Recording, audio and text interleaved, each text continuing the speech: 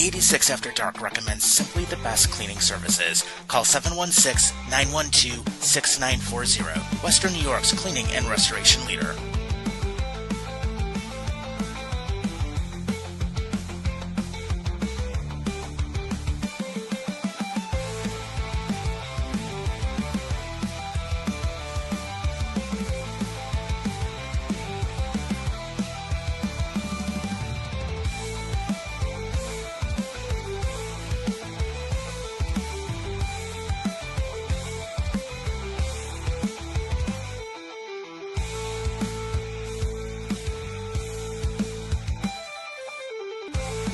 From Buffalo to Long Island, this is I-86 After Dark.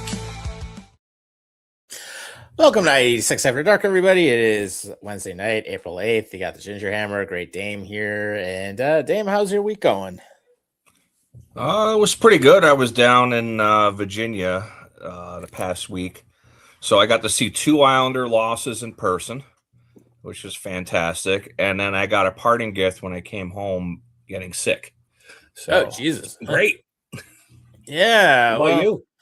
Doing all right. So, of course, Sabres are finally back in the playoffs after 14 years. So that's great to see. We'll talk a little bit about that as we go on the show tonight. But it's been a pretty quiet week. So I will say that. They actually, it was kind of nice too. Had Easter dinner in my house for the first time. So since I moved here, so did that. Nice. Made over $200 delivering afterwards, so that's good. So everyone that tipped me up here in the falls and whatever, thank you very much, appreciate that. And of course, here we are. So if you want to jump on and make some comments, feel free. We'll tell you about our next interview at the end of the show tonight, and then of course we've got a little bit of in-game hockey here because the Sabres are up 2-1 at the end of the first. So anyone who's been following the game so far, McLeod ended up finally getting his first goal in over 15 games. So he ended up getting the assist from Zucker and Timmins. Benson ends up getting his 11th of the season from Dahlin and Byram, which Byram's actually been having a pretty nice little stretch. And then basically in garbage time in the first period, Alexis Lafreniere ended up getting a power play goal from Fox and Miller to make it 2-1 at the end of one. So basically right now, I'll tell you, it's absolutely crazy. After the first period, you want to take a guess at how much of a faceoff percentage that the Rangers have actually gone up on the Sabres so far? I'll go 20%. No, way more. Well, you got one thing right. The Sabres have only won 20% of the faceoffs so far. Really? Wow. Okay. Yeah. The Rangers are 12 of 15 at the end of one. Really? Yeah. I would have never guessed that. No, me either. But shots on goal pretty even, 12-11 in favor of the Rags. The faceoff percentage is absolutely pathetic. Power play 1-for-1 on the Rangers. Sabres only had 2 minutes in the box. Hits are fairly close, 11-8 in favor of the Rangers. However, the Sabres have blocked 14 shots compared to 3, but the Sabres had 8 giveaways compared to 3. You ain't gonna win hockey games with that many giveaways. And we're officially on Bobby watch. You said, "What's up, boys? I'll be back in 2 weeks." Yeah. So. Yeah, the new father of the group is going to be back in 2 weeks, so it'll be good. And we know some of you guys missed him. We know some of you probably didn't, but it'll be nice to have all three of us back again. So I will say that, man, it's been way too long. I know, but I can't believe the Sabres are back in the playoffs after 14 years. And I'll do a fun fact. Yeah, a gallon of gasoline last time the Sabres were in the play was only 89 cents, and a gallon of milk was only 49 cents. Yeah.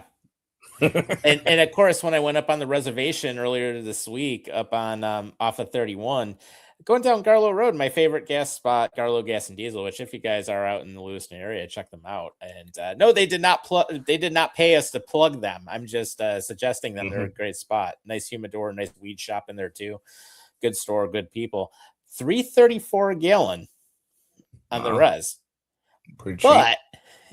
But one place I will tell you that was absolutely insane when I was down in Buffalo actually on Sunday night.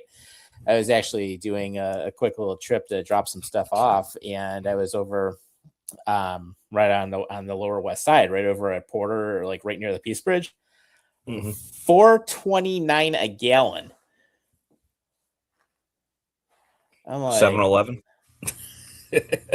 No, it's actually, I think it was like a marathon or something, but I was like, holy crap. So yeah, sorry for you guys on the west side for you getting ripped off. Just go down to the Seneca One Stop that's closer, and that way you get it tax free and it's about $1 or something cheaper. Mm-hmm. Oh, for sure. So I'm doing a little double fisting tonight. So because I'm a Nice. little under the weather. So I got a cup of tea and a beer. So I'm gonna see which one works. Good stuff. Man, if I was gonna say, if you're by my house, I'd let you take some shots of Maker's Mark and the alcohol would burn all that off. Jesus. Or you'd probably get I'd be like, drunk real quick. how's everybody doing tonight?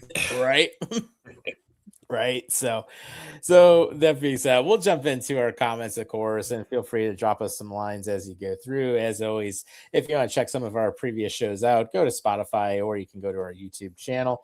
And our friends Nickel City Crew are going to be coming back soon too. So check them out when you get a chance, and we'll certainly love to have them here. But the big talk of the town right now in Buffalo is the Sabres playoff drought is finally over, because thank you, Detroit Red Wings, for shitting the bed against the Rags. Mm-hmm. So what did you do to celebrate? Hey, I drank. What do you think I did? Had to have a couple beers with my neighbor and a couple shots. It was all good. We had to celebrate that win. Oh yeah, I think they clinched when I was down in Virginia, so I didn't really get to really do much. Like I said, I went down to Virginia for Easter, and then we went down to Carolina to watch the Islanders absolutely shit the bed against the Hurricanes, my favorite team. Oh, nice. I was gonna say, how is that Lenovo Center? Oh, it's a piece of shit. It really is. They're actually doing remodeling now, so it looks a little better than the last time I was there. Mm-hmm. But it's a horrible arena. It just gives off like kind of like a college kind of vibe. It doesn't feel professional. It kind of like, I can see where you're coming across with that, because anytime I've ever seen any games on TV there, it just doesn't look like a true NHL building. It just doesn't. No. And then they're always saying, "Oh, we're the loudest building in hockey." It's like, no, you're not. I don't even think you're top 10, but okay, we can go there. Yeah, for sure. I mean, I can tell you the old barn was loud down by you, down over in on Long Island. Obviously, the old Memorial Auditorium was super loud when that building was still around, and God, I missed that building. That was a great place. Yeah, unfortunately, the Islanders haven't given us much to cheer about since they moved to UBS, so I can't really tell you how loud that building is. Yeah. We never got there. Right. But I will say, I mean, the Kraken's building was actually pretty decent for how loud it can get. But the loudest, I would have to say, the loudest buildings I've ever been in are probably the old the old barn on Long Island. And then I also have to say Rogers Arena in Vancouver when I was there last year. Yeah. Well, I know every year, like Nashville always takes the title, but I've never been there. Yeah. I've been to Nashville. I've just never seen a game there. Would I like to? Sure. I mean, I think it would be pretty cool to see a game down there. And who knows? Maybe I might. I mean, I know I've got family that's down there, and I mean, I may end up helping one of my family members move later this year down there. So, the best part of the game was the tailgate. Really, Mikey Patrick that puts on the Islander meetups. That's kind of like his territory down there. And then I got to meet Will, who podcasts down there, and it was a good time. Just hanging out. Got on TV a lot. So we were on the broadcast, we were on the pregame, we were during the game. So we got on TV a lot. Very cool. Yeah, I was gonna say, if your friend wants a podcast in here, hey, we can hook them up. We can always throw some more people on here. So, but yeah, it's been a while since I've been down there. I mean, the last time I saw a game in Long Island was actually the last year of the old barn. And I remember going down there because I do have a puck from there. I made sure to get. I remember having the Barn Rocker beer, which that stuff's good.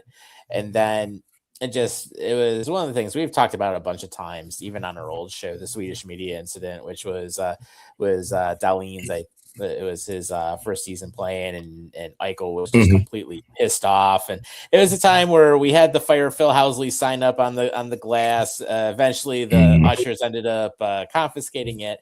But what ended up happening is that Mike Harrington actually ended up catching a picture of the sign and tweeted it out. And basically what happened is either people loved Bobby or they absolutely hated his ass. And he was catching shit all over the place. I feel like that's the same though with Mike Harrington though. Either you love him or you hate him. Harrington sucks. He always has, but I mean, he just sucks. I mean, I would tell you now, with the whole incident that happened, actually, the Swedish media girl was actually pretty cute. I will say that, but he did get a little bit of coverage, so it's one of those things. We ended up getting some followers out of it, which was pretty neat. Yeah, that's cool. Yeah. So, but on the flip side, of course, with the Sabres getting in, I mean, right now they are guaranteed a top 3 finish in the Atlantic. I mean, they have 102 points right now. They're up 2-1 against the Rangers. They beat Tampa the other night, so they ended up sweeping the season series against them. They totally shit the bed against the Capitals 6-2, and then basically from there, Detroit owned them earlier. So it is something they do have to get a little bit more consistency back in motion here. And of course they have to watch the giveaways, but I gotta say, Bo Byram's actually been picking it up a little bit on the defense, which is good to see. And he's actually been scoring. And Carrick right now is going to be, currently they had him as week to week after that injury when he ended up fighting Anders Lee. But I mean, he is trying to give it a go. So we'll see. Yeah, I mean, that's good. I mean, the Sabres have been relatively healthy most of the season. The Islanders too, except for, they've had long-term injuries with like Palmieri and Romanov gone for the season. But for the most part, I think both teams have managed to stay healthy this year. Yeah, I mean, the injury bug has not been that bad. I mean, from what I've seen in years past. And one perfect example, Matthias Samuelsson actually played more than half a season this year, which never happens. So, I mean, that's one good thing I guess we can mention with that. But then, of course, Yuri Kulich is out still with a blood clot, which he's not projected to return anytime this season. I mean, Greenway, of course, may or may not be back, but he's been out. So, I mean, those have really been, out of all the injuries we've had, those have really been just the 2 major ones. But then again, when you look at what we've been able to do to fill in on defense, I mean, especially with having Östlund up here, I mean, it's been fine. Benson's been picking up well. I mean, but then when you bring in Luke Schenn and you bring in Logan Stanley, I mean, you've basically gone ahead and you've been able to replace Greenway, and you've bulked up on size too. And of course, they're not afraid to fight. Yeah, like what's going on with Logan Stanley? Because I've seen a lot of hate coming from Sabre fans about him, and he was a guy I kind of wanted for the Islanders at the deadline. So I was just wondering what your take was on that. Yeah, I mean, I don't get why Sabres fans are not liking Logan Stanley that much. I mean, personally, I really haven't had an issue with him. I mean, he's a big body defenseman. I mean, sure, he can be like a pylon, but on the flip side, the only other thing I'm thinking is, other than he can drop the gloves, it just seems like, overall, I mean, his performance is like meh. It's not great. It's not bad. It's just meh. It's okay. I mean, and I think what was happening is that a lot of people were trying to think, okay, well, if we're going to go ahead and get Stanley and we're going to go ahead and get Schenn, I mean, they're thinking, oh, hey, everything's going to be like, it has to be perfect. And it's really not the case. And one of the other things I can think of, I mean, Stanley doesn't skate that well. I mean, he doesn't make the absolute best decisions sometimes, which I can understand that.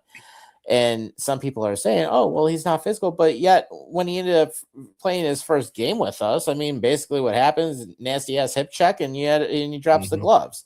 And he's actually fought with us a couple times. So there is that. And then the other way I look at it is, some of the critics say that his style of play does not fit with what the team has. But when I look at it from my point of view, I'm like, you had to bulk up. You had to get somebody that can be that enforcer type player. They don't have to be the best skater, and they definitely don't have to be the absolute best on ice performer, but at least it's going to keep other teams honest, especially if someone wants to try and take a run at one of our players.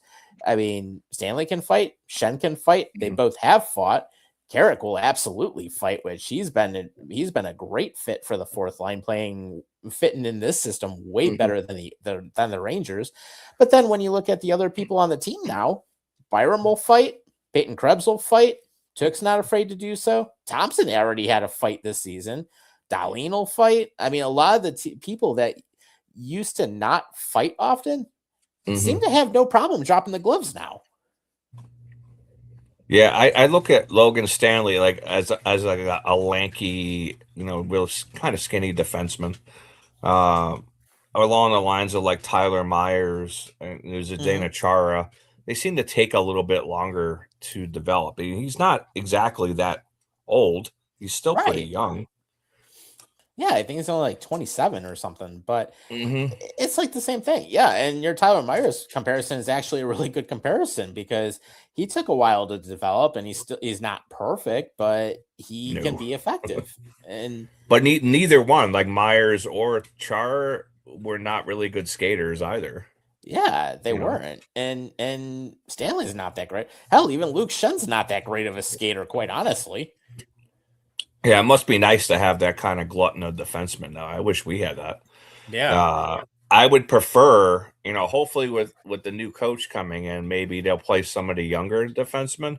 Because I'm really, really, really tired of some of the veteran defensemen that we're playing. Like, you talk about pylons. Traffic cones, Jesus. Yeah, what is up with your defense over there? Because, I mean, other than Schaefer, you've got, like, nothing. Yeah, it's pretty much Schaefer and Pellick. Pulak is serviceable. Mayfield has his moments. D'Angelo was doing good until he got hurt. And then coincidentally, since he got hurt, they lost all 4 games. But other than those guys, they're shit. Absolute shit. Yeah. And I'm so glad that we traded a 2nd-round pick to the Rangers for Soucy. Like that's like a guy you pick up with like a 6th or 7th round pick. Right. We gave the Rangers a fucking 2nd for this dude. Yeah, that's an overpay. Yeah. And it's like that. That's what I'm kind of worried about Darsh. And we'll get into that in a little bit, but I feel like he's definitely moved up his timeline of what because I feel like he was on a 5-year timeline. I feel like now he's on a 3-year timeline. Yeah. And he's just made some horrible moves. Right. And actually one of the things, and I will just cut in real quick and just mention Alex Lafreniere ended up just getting the 2nd goal for the Rangers at 2:57 of the second. So it is assisted by Fortescue. So it's tied ball game here, tied game on the ice. But yeah, talking about Darsh, one of the big stories that ended up coming out this week, obviously, was the firing of Patrick Waugh after just barely 3 seasons. And they end up bringing in Pete DeBoer to go ahead and replace him. So he's going to coach the rest of the season, and he's got the next 3 years, which ties into when Darsh's contract is up. But I almost have to wonder, at this point, why would you fire Patrick Waugh with only 4 games left in the season? It almost reeks like a desperation move. But at the same time, it's almost like, was it too late? And should Darsh have pulled the trigger sooner? He probably should have pulled it sooner. I mean, Patrick Waugh, he was already in the position when Darsh got hired. So he wasn't Darsh's hire. But they're both French Canadians. So they gave it a go to see how it would work. Yes, he probably pulled the trigger too late. I don't particularly think Waugh was a great coach, especially for this team. Did he ever have the talent around him? Probably not. They didn't seem to ever get the players that he needed to fit his system. And that's on Lamoriello and Darsh. But now Darsh is going ahead and making this move and bringing in his dude, Pete DeBoer. So now he's out of excuses. So if this goes south, Darce is going to be next. So I feel like he just kind of moved up his demise.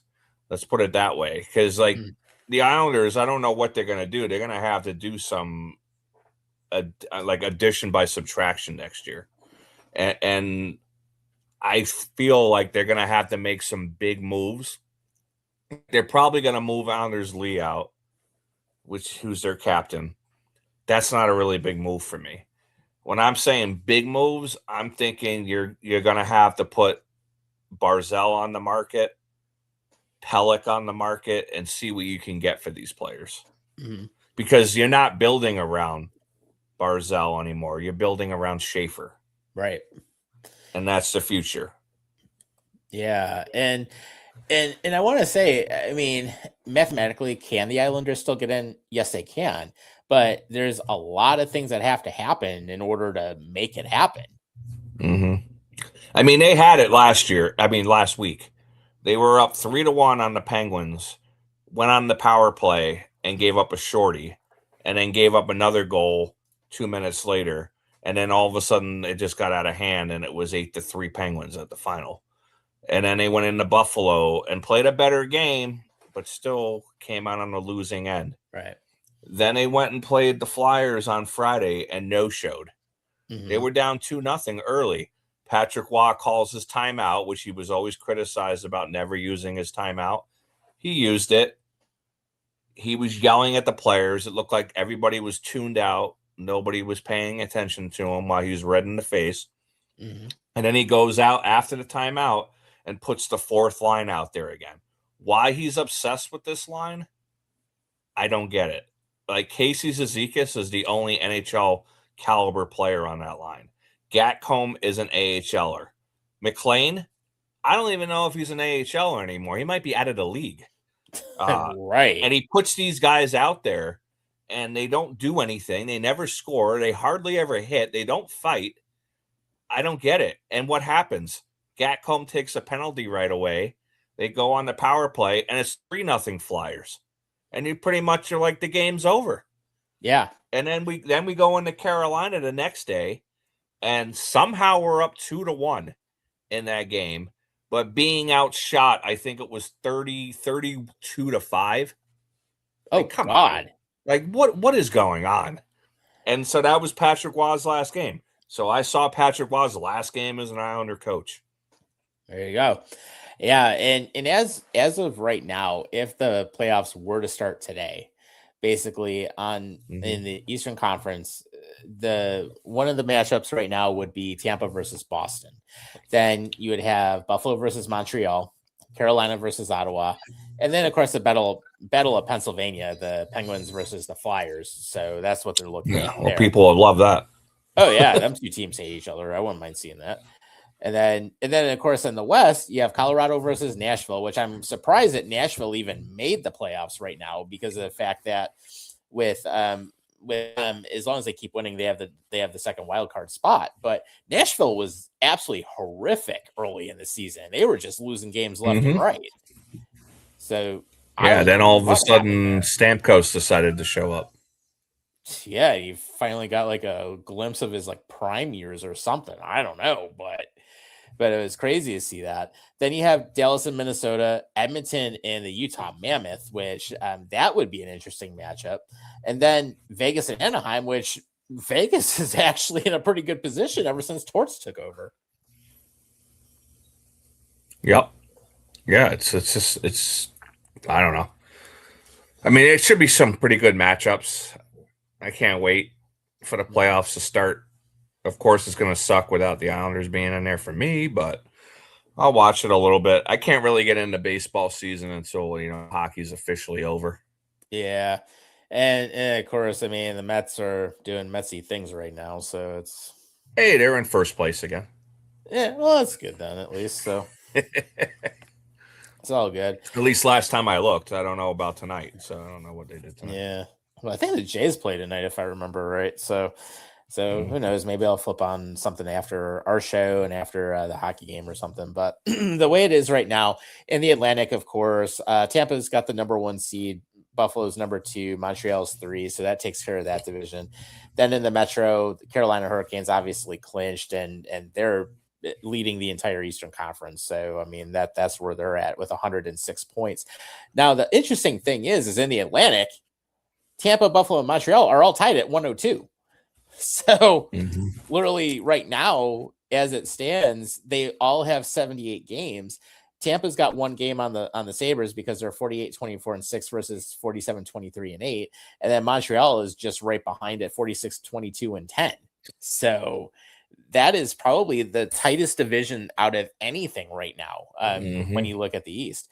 But the Metro, you've got Carolina, Pittsburgh, and Philadelphia. So Pittsburgh and Philadelphia have not clinched yet, but Pittsburgh's got 4 points on Philadelphia. And then in your wild card spot, you have Boston at 96 points and Ottawa at 92 points.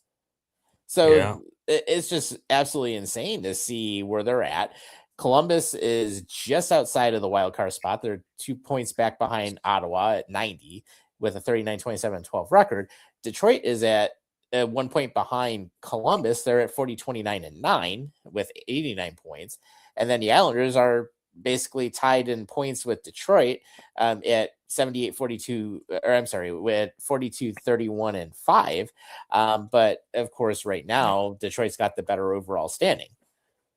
What are hoping to get that, that new coach bump like Vegas got with Tortorella and go 4-0. But even if the Islanders go 4-0 in these last 4 games, it's out of their hands. So they might still even miss the playoffs going 4-0. And do I think they're going to go 4-0?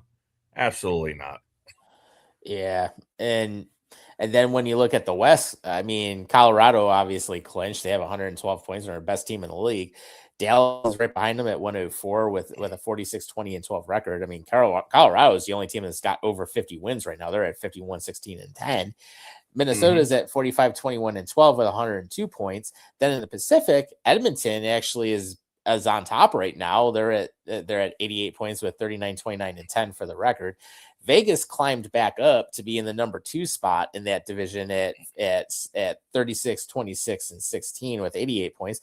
Anaheim, surprisingly, is right behind them at 41-32-5 with Coach Q. So they've got 87 points. And then the Mammoth have the first wild card spot with 88 points with a 41-30-30-6 record. So that was a good move. And then Nashville right now has got the second wild card spot at 37-31-10 with an 84 points. But LA is right behind them. San Jose could possibly still make the playoffs, which they're actually playing right after the Sabres game tonight on TNT. So it'll be San Jose against Edmonton at San Jose. And then you have Winnipeg right there in the 5th spot. So it's just absolutely nuts to see that the Sharks could possibly make it with Macklin Celebrini. Well, I'm sure the NHL would love to see that. Oh, I bet. Give them a taste of the playoffs for the first time. Well, that's like I said, the only reason I wanted the Islanders to make it was to get Schaefer and Richie, some experience in the playoffs. Otherwise, I really don't care if they make it or not. It's not like they're going to go on a deep run or anything. Right. Yeah. I mean, it's almost like I would have, and I mean, I hate to say it, but I think if the Islanders were to even make it in, it's one and done. Probably. I mean, it might be something. I mean, I don't know what we'd be looking at record wise. It might be possibly 4-1 or something like that. I mean, I don't know. I mean, I could see us sneaking in and playing Carolina, my least favorite team. Oof. Yeah, that would not be a good matchup. No. But I saw the other bit of news from the NHL was that the Devils fired Tommy Fitzgerald, their GM, which makes Darsh look even worse because earlier in the season, right before the trade deadline, the Islanders made the inexplicable move of trading Sipakov for Palat. And Palat has been just hot garbage for the Islanders. And it's Darsh literally took on that cap hit that the Devils were so desperately trying to get rid of. And they took it on for 2 years. There was no reason to do that. There was no reason to make that move. And Fitzgerald somehow fleeced Darsh and he got fired. I don't get it. I totally don't get it. And apparently, what ended up happening is that, of course, the Devils co-owner David Blitzer ended up stating that they had a thoughtful conversation. They agreed it was time to move in a new direction. He also talked about how Fitzgerald is a well-respected leader across the Devils organization and the NHL. And here's the thing: they're still eligible for the playoffs at 40, 34, and 3. It's crazy. Lou Lamoriello back to the Devils. Oh, Jesus. Just retire already, Captain Lou. Wouldn't that be like his third stint with the Devils? Or did he ever leave? I don't remember. Something like that. Either that or he's been there for ages and ages and way before even we were around. Yeah. So I don't know. Just insane. It is. I mean, some of these moves are just absolutely crazy with what's going on, and the interesting thing is that Fitzgerald got a multi-year extension in 2024, and he was named president of hockey operations. So now it begs the question: did he get completely fired as the president of hockey operations also, or was it just a GM? Yeah, I don't know. Yeah, I mean, I haven't heard of anything else, but I mean, Fitzgerald got the team back in the playoffs, though. So the Devils hadn't been in the playoffs for 4 straight seasons until 22-23 when he came on board. So it's just, I don't get the whole firing in that sense. But then here's the other thing also: Sheldon Keefe is going to miss the playoffs for the first time ever in any type of hockey he's ever been a part of, potentially. Well, what's crazy too, they're missing down there, and then you had Kyle Dubas, going down to Pittsburgh and pretty much turning that franchise around in 1 year. Right. I don't know, and then Toronto is going to miss the playoffs too. Yeah. So I don't know. There could be a lot of big shakeups in the offseason. Yeah. That's why the Islanders had to jump right on Peter DeBoer. That's why they're trying to sell us that. It's like, did you really have the jump on it? Like, come on. Right. And it's interesting you mentioned that, because I mean, with DeBoer, I mean, he actually looked at it as basically the absolute best option in terms of the teams that have openings available. And I get that he wanted to jump on it because obviously the Dallas Stars fired him last year. And of course they gave the Islanders permission to talk to him. But DeBoer actually came out and he said, quote, "It's like grabbing the number," or actually, no, what ended up coming out from Darsh is he said it's like grabbing the number 1 free agent on the market. And he says he's an outstanding coach, which DeBoer's not a bad coach. He has won. I mean, he's done some good things. And what ended up happening is apparently he had first been looking at replacing Patrick Waugh like even earlier. So it's almost like, pull the trigger sooner if you want to save your damn season. Yeah, they should have definitely done it earlier, but I'm wondering where Patrick Waugh is going to end up now. I would not be surprised if somehow he resurfaces with Toronto, and then we have another reason to hate Toronto. Yeah, we already have enough of them. So, I got many. I ran out of fingers and toes. Right. But given an example of what DeBoer has done, I mean, he's coached 1,261 games over 17 seasons with the Panthers, Devils, Sharks, Golden Knights, and Dallas. And his record is 662, 447, and 152. And he has a 585 winning percentage. So he is ranked 4th among all of the active head coaches with at least 700 games behind the bench in the NHL. So it's not a bad thing, but there were actually 3 things that DeBoer wanted. First, he wanted to go back to the East Coast, and he wanted to be back in the Metropolitan Division. So he enjoys that because there's less travel compared to the West Coast.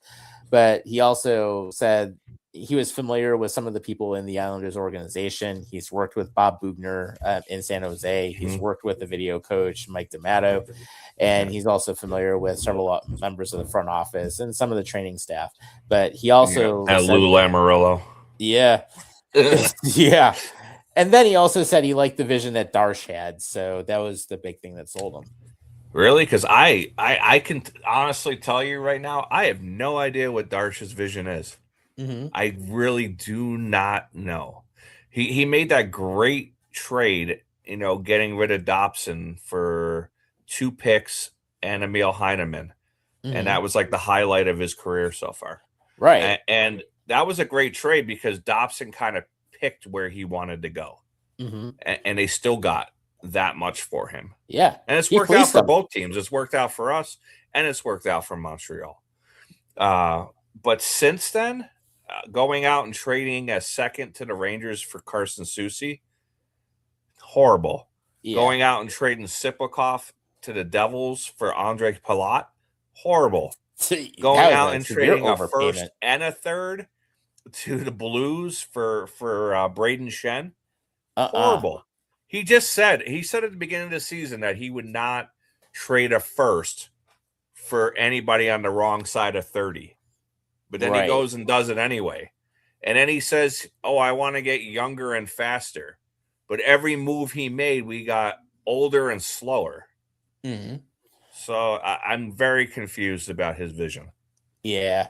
And it's just interesting to see how it's all panning out because, I mean, that Palat trade, holy God, it almost makes me wonder if he was like on bath salts or something because that was just such an overpayment to the point that it made no sense. Well, I feel like every trade got worse as it went along because the Shen trade wasn't much better. Yeah, he's been a little bit more productive than Palat, but he's also a minus 35 on the season too. Right. Like, horrible. Yeah, I don't get it, man. I don't get it. And then the Blues on top of it, I think are like 12-2 or 12-3 since that trade. Right. They got rid of their captain and went on a run. Yeah, it's nuts. So, I mean, there's still some hope. I mean, for you guys to get in, it would be interesting to see you guys in the mix with everything. I don't know. Well, I'm gonna have a beer because that's about all the enjoyment I'm gonna get out of this season. There you go, man. Cheers. Yeah. One other story actually that came out is that the NHL is looking into the circumstances that led to Tampa Bay Lightning's forward Pontus Holmberg hurting his left arm when they played here the other night. Oh yeah, I did hear about that. The penalty box door is what's being looked at. Yeah. So basically what ended up happening is that there is some controversy because apparently the penalty box operator ended up possibly injuring the players. So Cooper ended up coming out. He was pissed off. He basically said, quote, "I don't know who's working the penalty box over there, but I don't know if they should keep their job after what happened. They're like leaving." Cooper's an ass, though. He's such an asshole. He is. I mean, God, remember how he dressed for the winter game down there? Yeah. Like he's just always been a pompous ass. Yeah, exactly. And then, so he also said it could have hurt anybody on either team. Those are just dangerous situations. So Holmberg was holding his arm and had it in a sling after the game. So obviously he didn't return. But of course, Brandon Hagel, Lightning forward, wants him fired. Of course, he started all the fisticuffs last time when they were here and we had all those penalty minutes. So there was that. And apparently what happened is it all happened after Holmberg was injured, after what was a clean open ice check from Peyton Krebs. And Holmberg lost his balance, fell into the penalty box door, which pushed open upon impact. And before the penalty box official slammed it shut. So, yeah, look, Tampa's just pissed because they can't put the player on long-term IR and have him reactivated for the playoffs like they used to do. Yep. Since they closed that loophole. Yes, they did, and they were famous for it. So it's good that they did close that up at least, because now you can't screw around.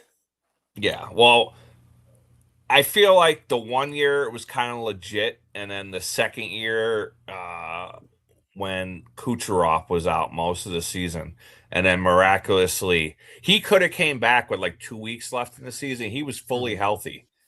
But they waited until the playoffs and then reactivated him then, so it wouldn't count against the cap. Right. And that's when I was like, okay, now this is getting ridiculous. Yeah. Yeah, it's insane. And real-time game update, the Rangers are actually on top of the Sabres 3-2, thanks to Adam Fox scoring a power play goal from Trocheck and Mika Zibanejad.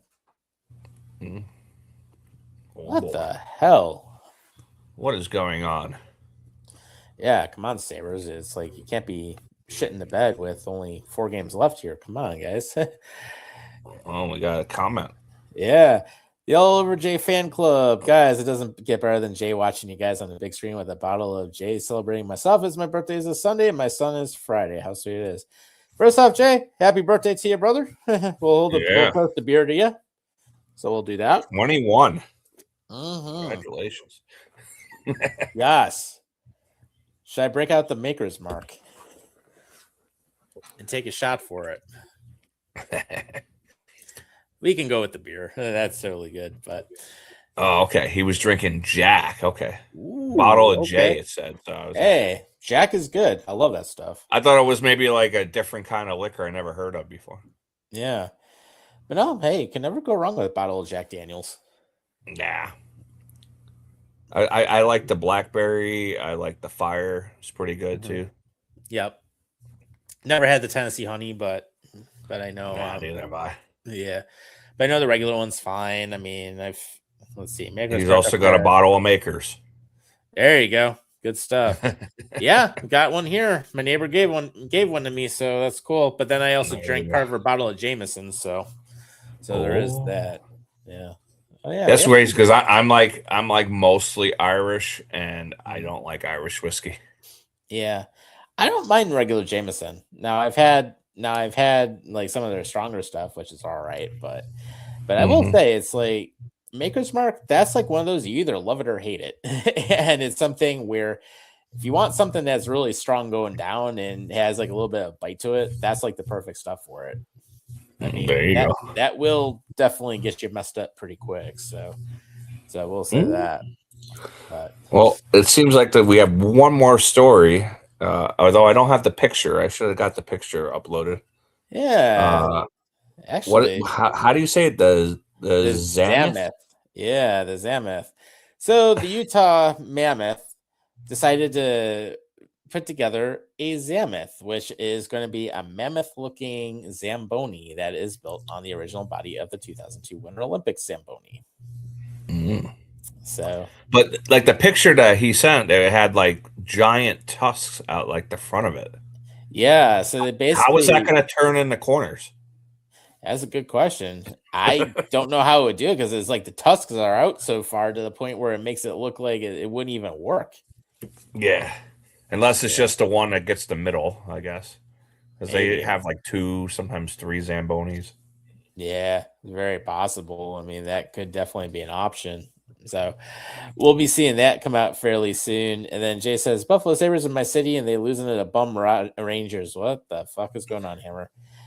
That is a good question. That is a good question because it's like giveaways have been a problem tonight. That has been one of the biggest things. And actually, initially, when we first got started on the air tonight, it's something where, I mean, the Sabres were getting smoked like 8-3 on the giveaways. Sure. Now, at this part of the second period, it's even worse. The Rangers have only had 5 giveaways. The Sabres have had 13.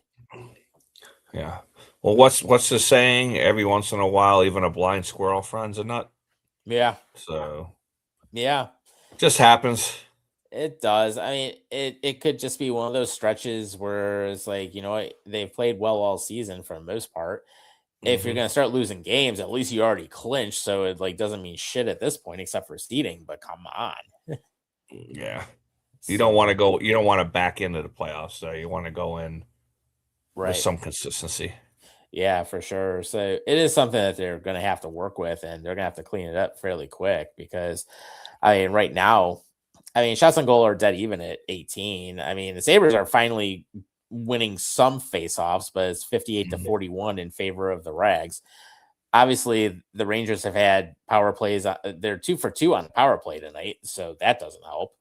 And then, 20-14 in hits in favor of the Rangers. The Sabres have led on block shots. They're now at 17-8, but the giveaways 13-5. That's not good. And then the takeaways is 3-2 in favor of the Rangers. So it's something where throughout the season, they're tied 1-1. But at the same time, it's like you going in and you're coughing up the puck that many times. You deserve to lose. You don't gotta tell me that. Like I said, I was in Carolina and we were up 2-1, but getting outshot 32-5. I was like, I don't even know how the hell we're even in this game, let alone winning, and it didn't last very long. Right. Right. Very true. Very true. And then Jay actually ends up mentioning another comment here, and he ends up saying, "Does Oregon have a hockey company?" Yeah, I don't know where he was going with that. Yeah, me either.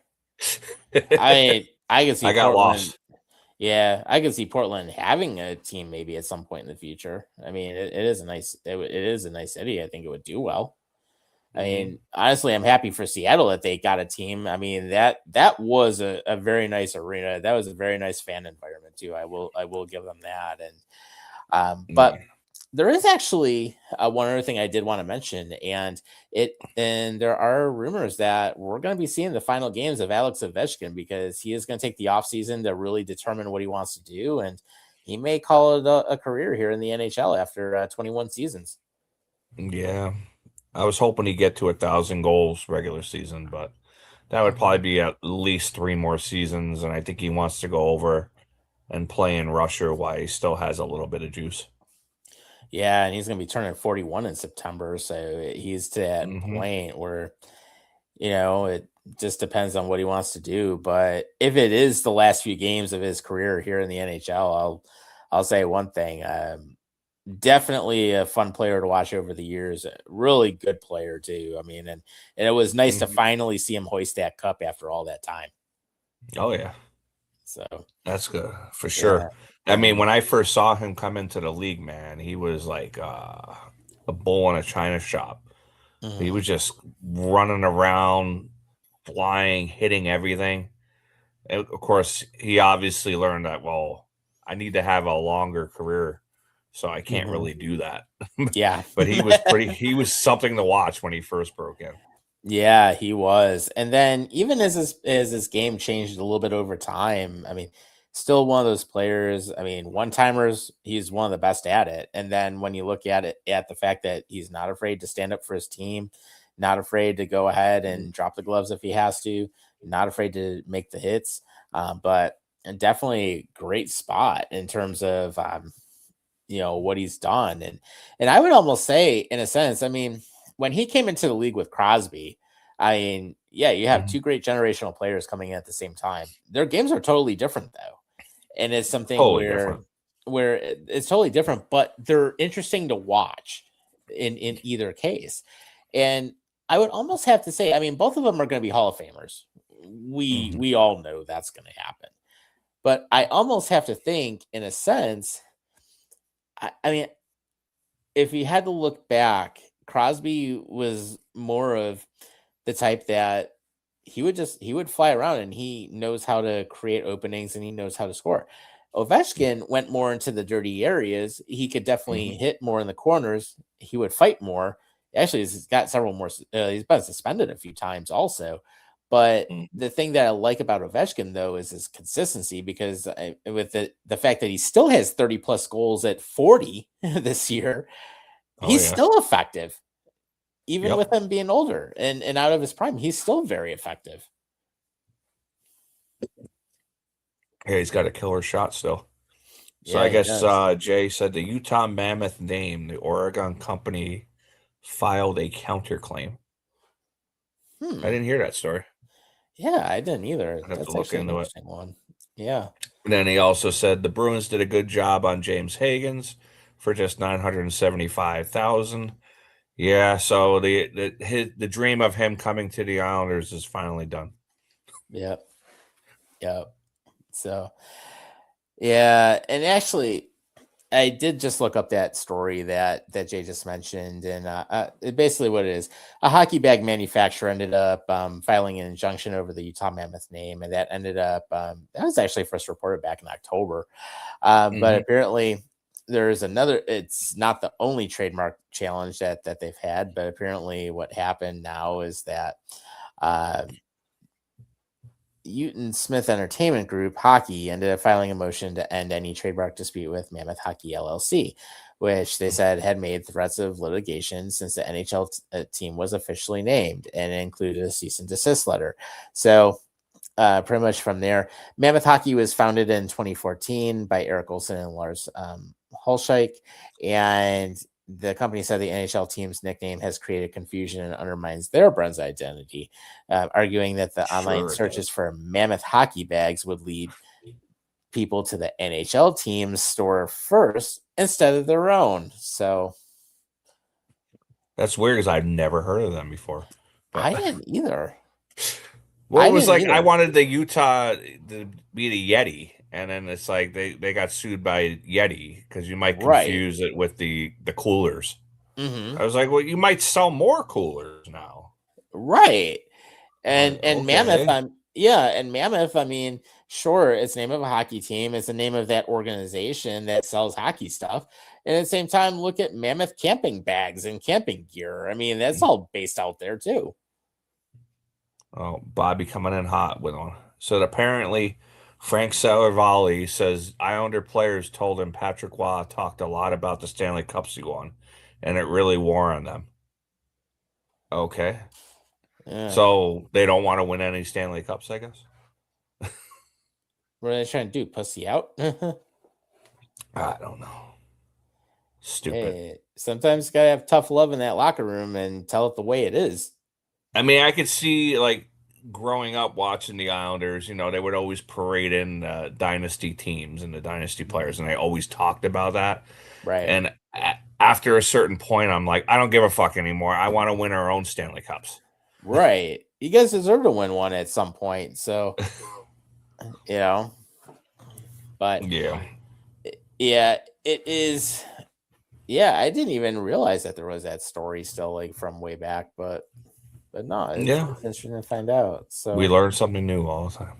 Yeah, we did. So should we take a break and then come back with football? Yeah, I think it's a good time to do it. And actually, here's one other. Well, we'll take one other comment from Jay before we go into the break. So he says, "Damn, don't tell me you're giving up on the Islanders now." I never give up on the Islanders, but I feel like they're done for this season. Mm-hmm.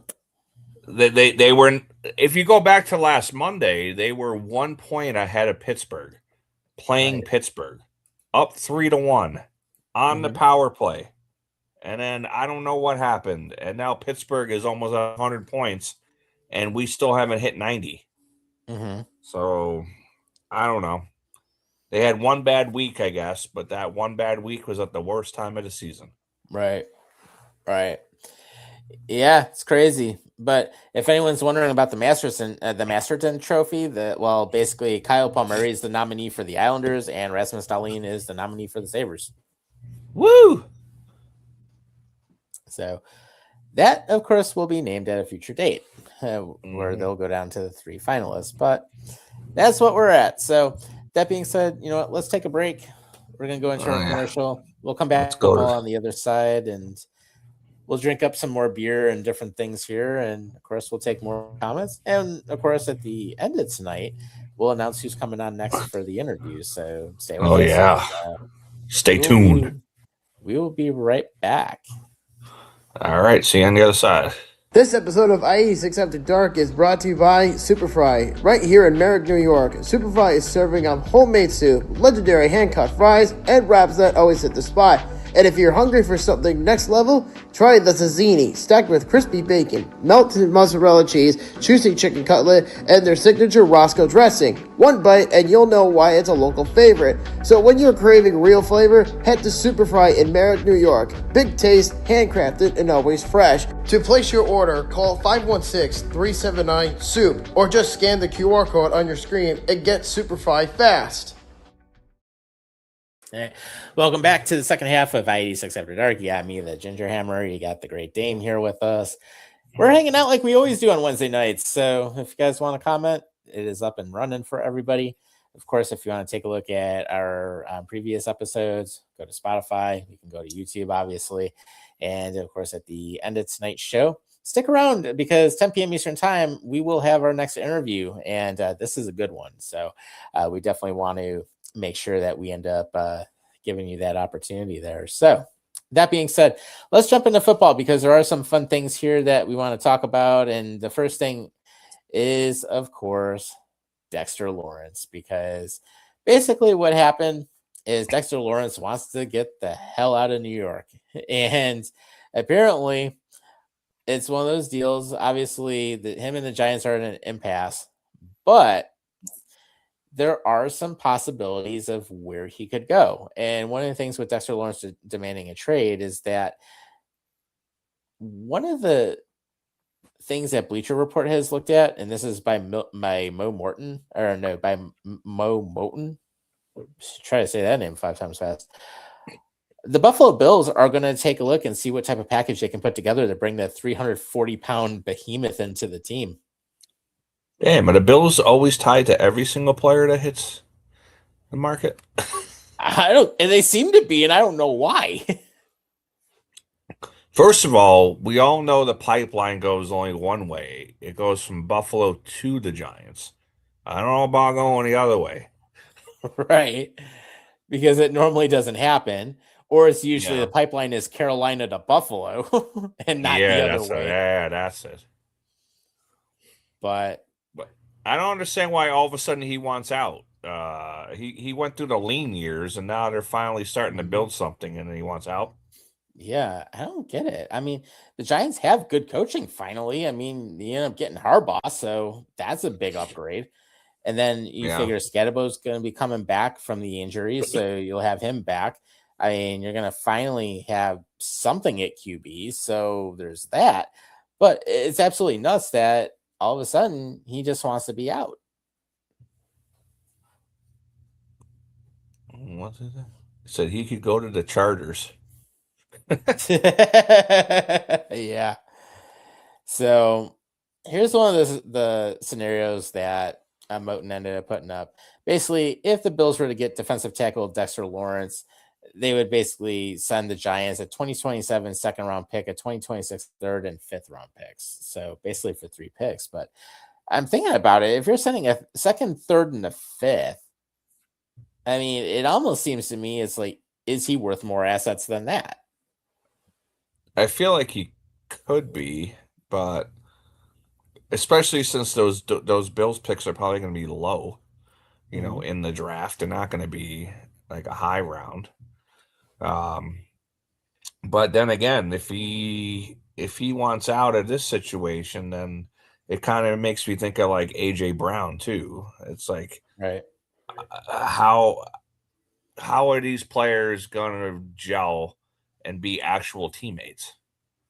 Yeah, it's a good question. And then another thing I almost think of is, would Brandon Beane want to possibly throw Keon Coleman to get him out of here after he put him under the bus in that press conference earlier? Look, we don't want your fucking garbage. All right, you can keep.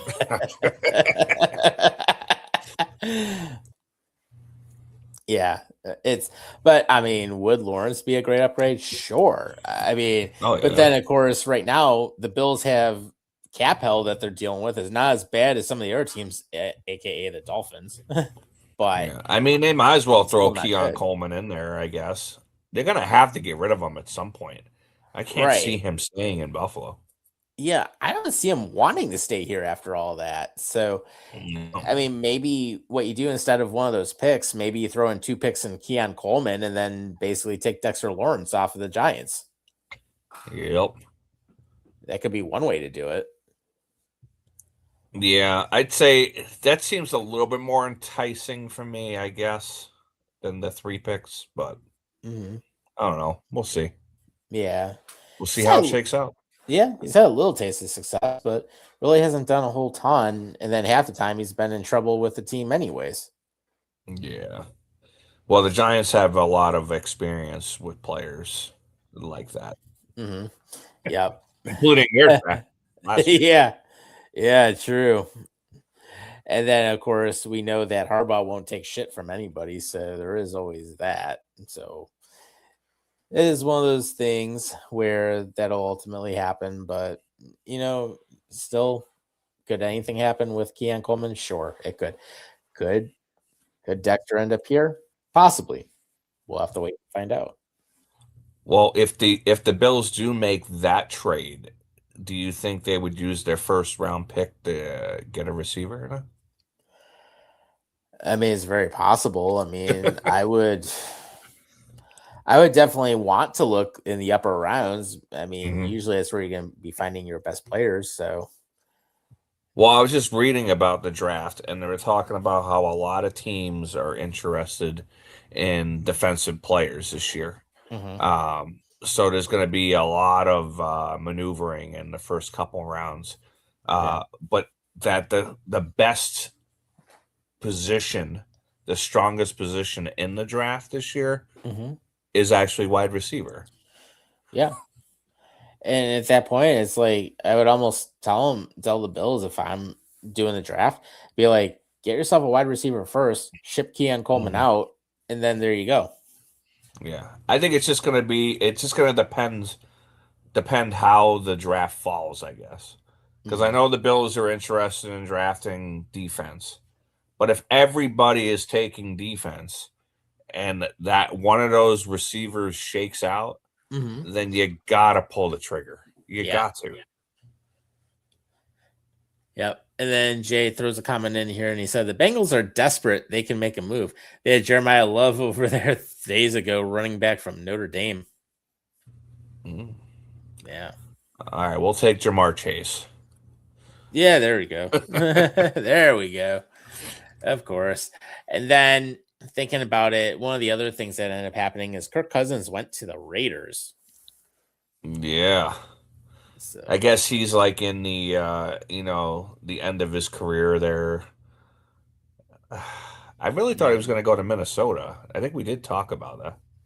Yeah, we did actually cover that. I think Jay was the one that actually said the Raiders, so he was right. Congratulations, Jay. Yeah, you're the ESPN insider. Yeah, we'll have to have a drink for you or something. So, but yeah, Kirk Cousins is going to the Raiders, so they have their QB at least for right now. Obviously, they're going to try to draft Fernando Mendoza, but at the same time, with Clint Kubiak behind the helm, I mean, it could be a nice little matchup there. All right, don't get cocky, fucknuts. Jay said he told you guys. Yeah, of course. We know. Yeah, I mean, that's probably a good fit for Cousins. He seems like a good dude. I think he would be a really good mentor to somebody that was younger, like Mendoza. I mean, that's already been Mendoza to the Raiders has been going on for like a year already. So. Oh, yeah. Yeah, I mean, literally everyone knows that the Raiders tanked for him, so. Yeah, so hopefully it works out. I mean, Cousins seems like a good dude. I don't know him personally, but me either. Seems all right. Yep, me either. But of course, had the Raiders actually given a shit, they probably would have never ended up with him because it was just an absolutely horrific record just to make it happen. Could have been the Giants, but we decided to go on that 2-game winning streak at the end of the season.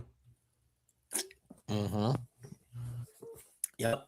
And then that cost the number 1 pick. Yep. Can't even fuck that up, right? Very true.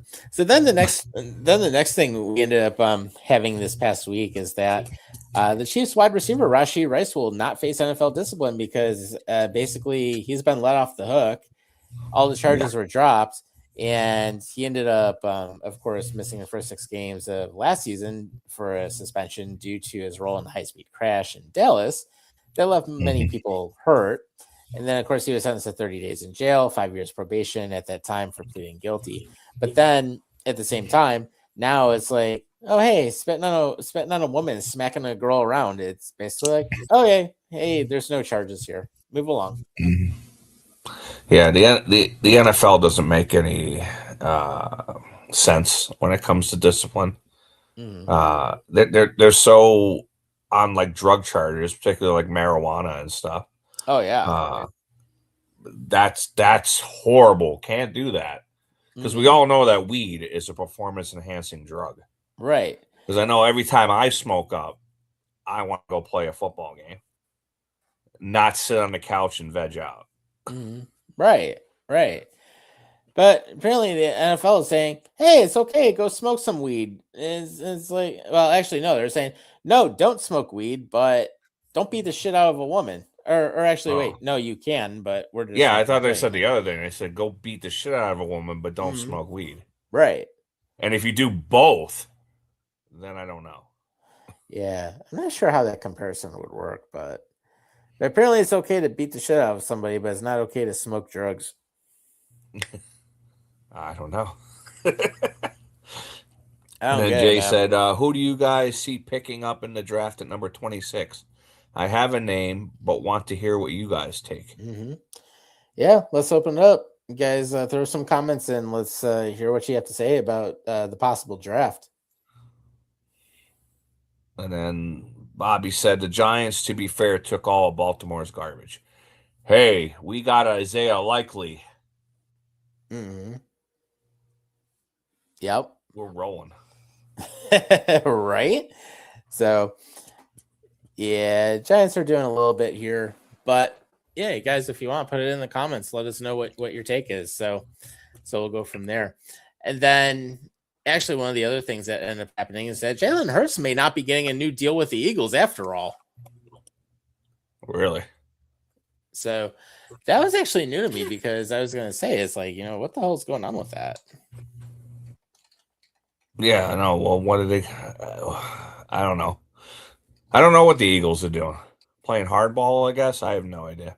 Yeah, maybe. Yep, maybe. But then on top of that, also one of the other things that is right around the corner is one of our favorite times of year. And yes, we will be live again, as we always are, for the draft. But the NFL draft is only 2 weeks out. So, well, I'm thinking that the Bills at number 26 really need linebacker help. So they could go C.J. Allen out of Georgia. Be a nice pick. But like I said, the wide receivers, if anything shakes, I don't know, man.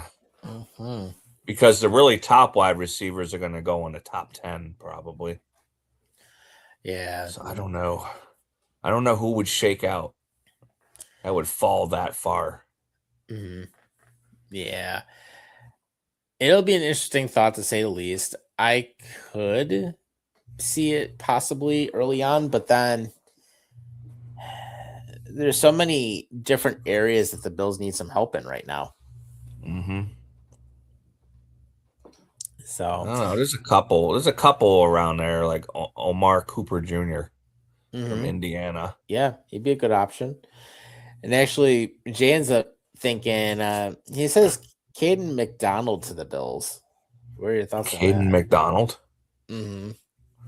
Let's see. I don't know. I think that's an off the charts pick over there. Yeah. I don't know. Yeah. And then he's saying that the Eagles should get a wide receiver, and he would get Denzel Boston out of he would get Denzel Boston, not Denzel Washington. I don't know. I think you should go out to Denzel Washington. Yeah. Do like the fake Japanese player the Sabres ended up taking that 1 year. Oh yeah. Taro Tsuchimoto. Yeah, Taro Tsuchimoto. Apparently a player that nobody except for the Sabres scouted out of Japan, and it turned out he never existed. Too bad. Yep, fake player. Fake player. But actually, there was one other thing I had thought about, and I just thought about this now. Obviously, the NFL draft being 15 days away, we're going to be live for the show. We're going to do the entire first round on here. So we're usually live for about 5 hours that night. But obviously, we'll be here. We'll give you our reactions. We'll give you some different commentary. Obviously, you guys are welcome to watch the draft and comment here also. But I will say Pittsburgh's getting ready for it, and they're almost all set with everything that they need. So apparently the team store currently was moved out of Acrisure Stadium to a temporary location to make room for obviously seating for the draft and all of that. But one of the things that I just thought about, and you would laugh The Maple Leafs are, and going back to hockey, the Maple Leafs are looking for a GM, and it could be Kevin Adams. No, I did see that. I'm like, take him. Take him now. I don't know what Toronto's fucking doing. They're a disaster. They kind of deserve it though. They're probably gonna chase Austin Matthews out of town. Yep. Just like they did with Marner. Yeah, they would. And it's pretty sad too because Marner was a great player for the Leafs. Mm-hmm. So yeah, so then, I found Jay's pick of Caden McDonald over here. Defensive tackle from Ohio State. So he is kind of a reach, but he is gaining momentum. I said massive run defender. McDonald would be a good fit in Buffalo, where the Bills rank 30th against the run. He could be. He could be. So definitely something we could take a look at. And then the other thing I wanted to ask, I know we're just a little over an hour in, but were there any other topics you wanted to cover, like with the Mets or anything else before we reveal the interview? I'd probably go to the Mets real quick because I know, a lot of fans were getting down on them early already. You know how Mets fans are. So the sky is falling all the time with this team.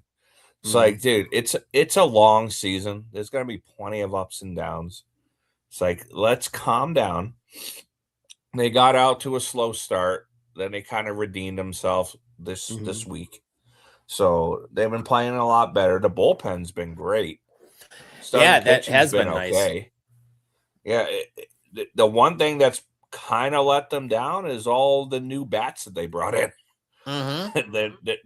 It's been the players near the bottom of the lineup that's kind of been carrying the team. It hasn't been the star players, and now Juan Soto's out for a bit, so we'll see how that goes. Yeah, but no, good to see him making a little bit of a turnaround here, especially early in the season. And then Jay ends up mentioning we got our ass whooped today, Dame. What a surprise! But like I said, it's early in the season. Whatever. Yeah, it's a long season. It is, and there's plenty of time. I mean, when you have 180 something games, I mean, there's plenty of time to come back. Yeah. Oh yeah, it definitely is. I think it's going to be a dogfight in that division anyway. With the Braves, the Phillies, even the Marlins got off to a pretty good start.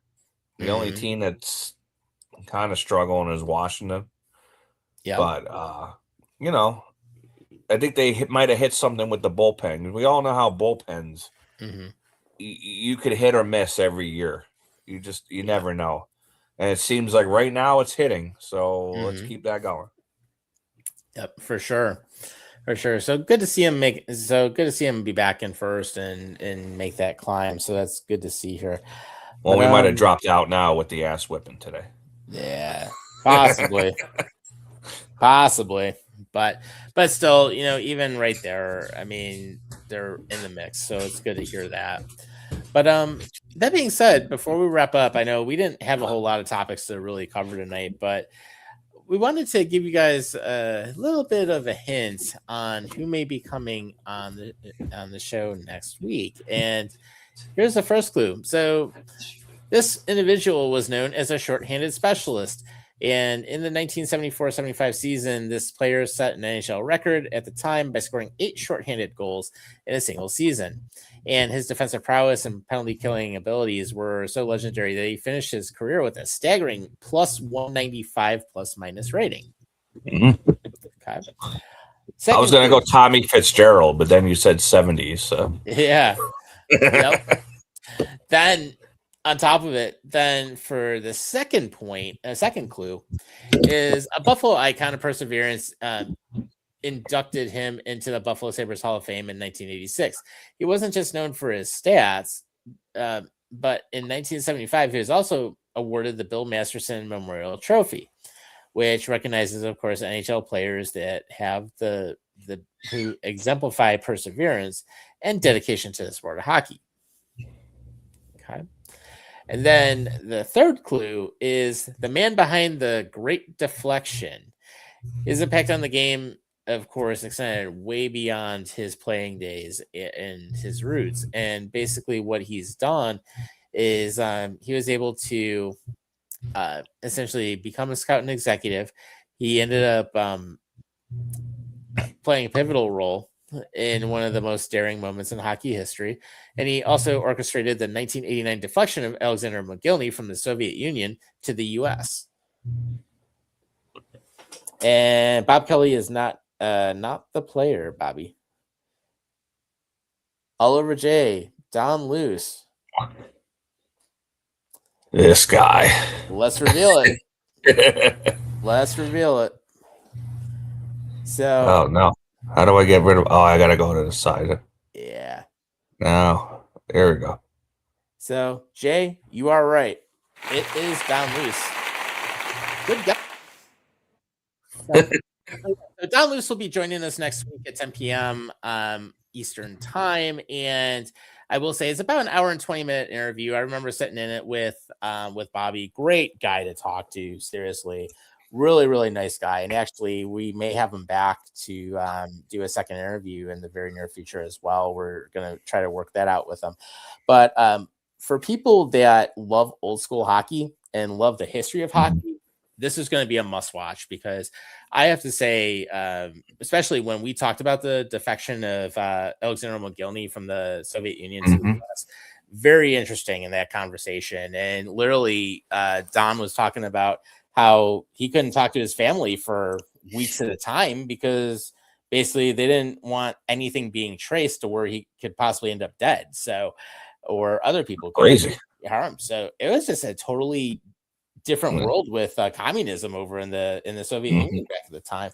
So, is Don still in Buffalo, or did he go move? I think he was in Toronto last time when we talked. In Toronto, I think so. That's cool. Yeah, but we definitely want to say a special thank you to his daughter for helping us arrange the interview as well too. We got a chance to talk with her prior, and Don actually follows the show as well, so he may be watching now. Which, if you are, welcome, and we appreciate it. And certainly, he was absolutely probably one of my favorite guests to interview. So yes, Jay, you got it right. Yeah, he knows it all, man. Mm-hmm. Yeah, so for anyone who loves hockey history, definitely watch it 10 p.m. next Wednesday night.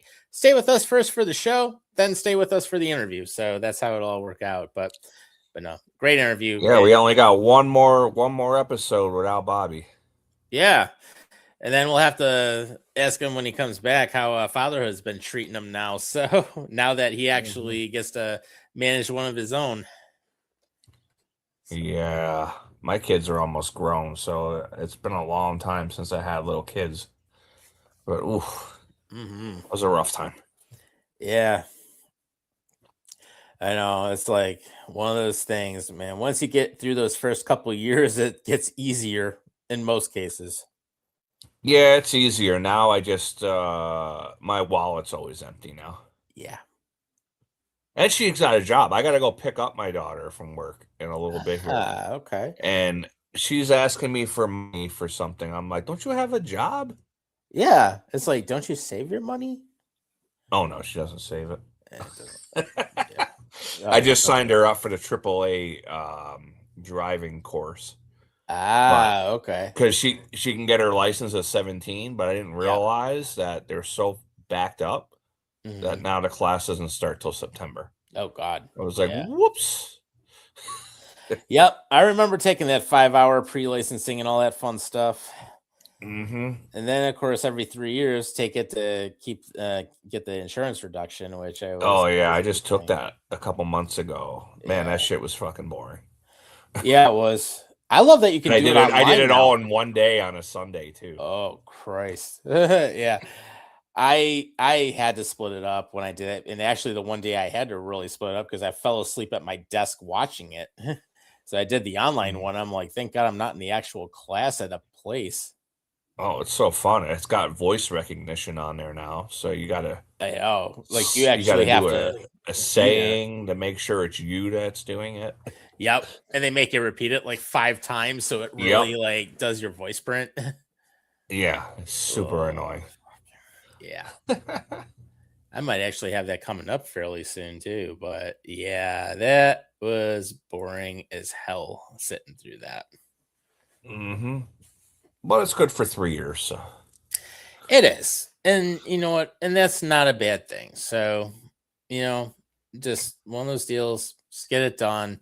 You only have to do it literally once every 3 years. And at least it's a good thing where it ends up, giving you some money back. So it's better to keep your money than paying an insurance company. Yeah. Insurance companies are evil, even though I work for one. Yeah. And I used to work for one, so way back in the day. So yeah. Do I miss it? No. I don't. So all right. So I guess you're ready to call it a show here?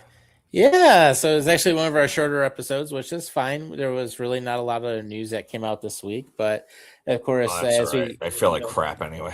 Yeah, so that's fine. But on the flip side, though, the nice thing is next week we'll be able to really talk about the playoffs now in the NHL. Now that we'll likely know what the seedings are going to be. Jay says, "Great show, guys! Cheers! I'll be waiting for my birthday cameos from you guys." What? I was like, fuck, I'm not on Cameo. I'm gonna have to get on Cameo. Yeah. I thought Facebook used to do it, then they got rid of that recently or something. Yeah. So, we'll have to say something, but or we could take a page out of Bobby's book and say happy birthday, you old fuck. You old fuck. Yeah. So how old are you gonna be anyway, Jay? Now we gotta wait 5 minutes for him to respond. Yeah. I'm assuming he's around our age. I'm gonna assume. Right. Yeah, but I don't know. We'll see. Yeah, I mean, my birthday's in July. Oh, see, I was right. Okay. 45. Yeah. So, and I turned 44 this coming year. So. Yeah, I'll turn 48 in a couple months. Yeah. So. Yep, but that'll be me in July. 44. If anyone wants to send me anything, feel free to hit me up. If anyone wants to send Dame anything for his birthday when he turns, hit him up. So. Yeah. How about a box of Depends? Nah, Bobby will need that. He has a legit reason now. So that could be one thing. But that being said, happy birthday, Jay. Jay said he's got us. All right, cool. Yeah, so definitely in the meantime, we just want to say to everybody that watches, of course, we appreciate you. If you want to watch some of our older stuff, absolutely go on to Spotify, go on to YouTube. You'll see all our stuff. If you want to check out some other football stuff, go to Nickel City Crew. They'll take care of you. Obviously, John's got his wrestling show if you want to watch it. Of course, Around the Ropes or Around the Ropes. So definitely check that out. Congratulations to him. Also, I know he got picked up by a St. Louis promotion. So good to see that. He'll be coming back in the near future. In the meantime, right now, as we wrap up, no change in the Sabres game for the score right now. So that's where we're at. Well, actually, we did come back, and actually now it's 4-3. So what has happened? Yeah. So third period. Here's what happened. Alex Tuck scores at 5:45 of the third from Krebs and Thompson. Peyton Krebs scores at 5:51. So just 6 seconds later from Alex Tuck. And then at 7:14 of the third, Jason Zucker from Ryan McLeod and Bo Byram. Nice. So the Sabres have actually come back. All right. And they almost just scored again. Quick, lock it down. Yeah, they're crashing the net. They finally woke their ass up after the Rangers embarrassed them in the second period. So good to see. But if you guys want to watch that game, it's on TNT. So check it out. And then afterwards, you'll have Edmonton and the Mammoth. Yeah. I might actually have to put that game on because I don't get MSG for the Sabres. So, but I do get TNT. Yeah, same here. I mean, I have MSG actually, thanks to my apartment complex, it just gave me an upgraded cable package. It actually saves me $80 a month. So now I have about 200 channels. I get my internet for free, and I also have my cell phone included. So, and what are you gonna do with that $80 you're saving? Huh? Yeah, put it towards something. I'll probably end up putting it towards like groceries. Oh, it gets eaten up pretty fast. Oh yeah, power bill, you name it. So it'll be eaten up pretty damn quick. But in the meantime, we'll call it a night. I know you're not feeling too great, so of course, rest up, feel better, man. Everyone else. No, I mean, look how white I am. I think that's just a a screen, but I look pretty white. Maybe. Yeah. Well, hey, go lay down, watch some hockey, drink some beer. It's all good. Or the Hell tea yeah. Except I got to pick up my daughter first. Yeah. Well, I don't have to. Yeah. Right. You don't have to, but then she'll be like, she'll probably be like, Dad, where are you? Dad, Dad. They got Uber. Yeah. And they have Uber Teen accounts, so she can get it on Uber. So there you go. So, and if anyone asks if I drive for Uber, I do deliveries from them. I do not drive people because I'm not going to take a chance of getting shanked. So, yeah. But I have taken Uber, like when I've been in other places before where I have had them drive, and I've had no bad experiences. So it's all good. Oh yeah. So it's all been good. Yeah. So that being said, we'll wrap it up. So Dame, feel better. Everyone else that's been here, thanks for watching. We appreciate it.